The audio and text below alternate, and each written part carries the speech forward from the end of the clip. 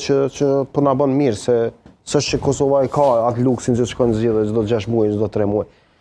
Xhan, nëse i referohemi me që ka përmbyllur edhe ai zoti Rama që ka pas ka lëviz me helikopter në Tiranë, një ditë përpara.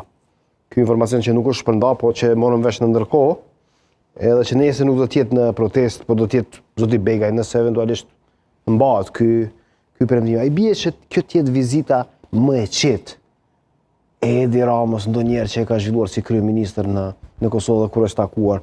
Kujtojmë atë momentin me kush i thot Hashim Thaqit tradhtara është një gomar. Kujtojmë atë momentin e përplasjes me Haradinajn. Kujtojmë ardhjen me kur kryeministri ka qenë zoti Thaqi nëse nuk gaboj edhe kur LDK kishte bojkotuar qëllimin e tij në kuvend.